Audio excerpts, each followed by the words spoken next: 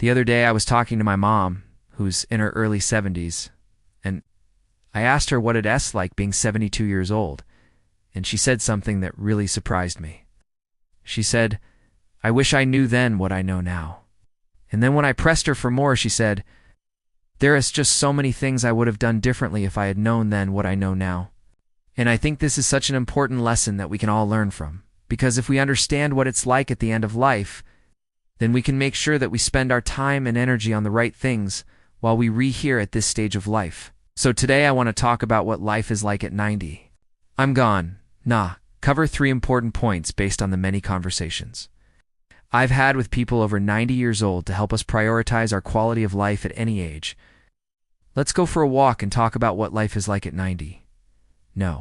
1. At 90, your social circle is much smaller. One of the most common things that people mention when they look back over their lives, and they get to the age of 90, is that they wish they had stayed closer to their friends. As humans, we tend to outlive our friends, and we make new ones along the way. But there is always that core group of people that we know we can always go back to no matter how much time has passed or how far away we are. For me, that's high school friends and college friends. When I was younger, I was too busy doing different things and meeting new people to stay in close contact with those people. But now, even though I don't get to see them often, I really cherish the relationships that I do have with them. And I know that these are some of the relationships that will be the most important to me later in life.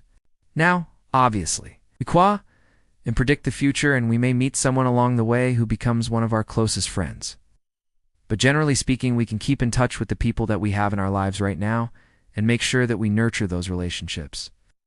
So that way we have those people to lean on later in life. We don't know how much time we have left with the people that we love. So if you have someone in your life who you feel like you have and been there for them as much as you wanted to, let them know you love them and you appreciate them, and make sure to tell them in the next few days. Don't wait.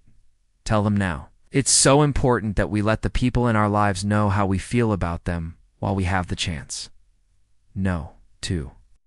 At 90, you won't remember the bad stuff. The second thing that I've noticed about people at 90 is that they do unremember the bad times. They might not even remember who I am if they've met me before. But the times that they do remember, even though they might not be able to pinpoint exactly when they happened, they were happy times. Now, this doesn't mean that their entire lives were happy.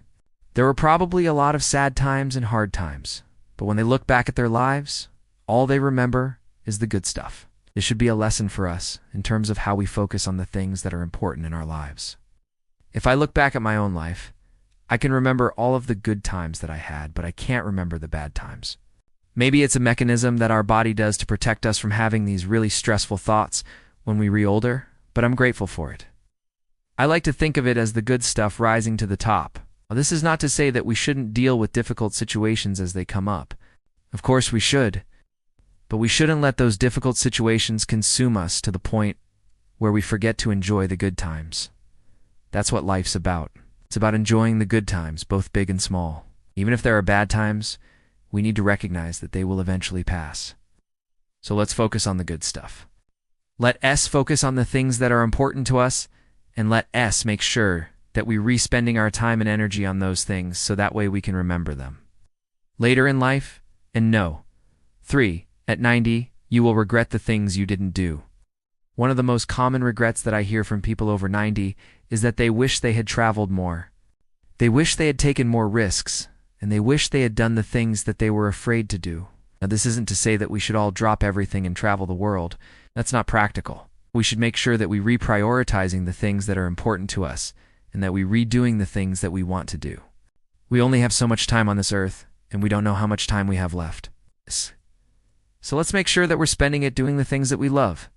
Now, I'm not saying that you have to travel the world or take crazy risks. You can do whatever it is that makes you happy. For some people, that might be reading more books. For other people, that might be cooking more meals. Whatever it is that brings you joy, make sure that you're making time for it in your life. We all have different ways of finding joy, but we should all be doing things that bring us happiness. That's what life is about. It's about finding happiness and living a life that we're proud of. Now, I think we often think that we have more time than we actually do. I know I've thought that before. But the reality is that time is limited. And when we get to the end of our lives, are we going to regret the things that we didn't do more than we were going to regret the things that we did do?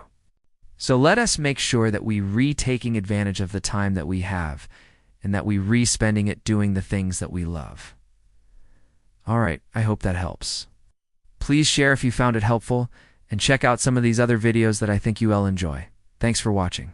I'll see you next time.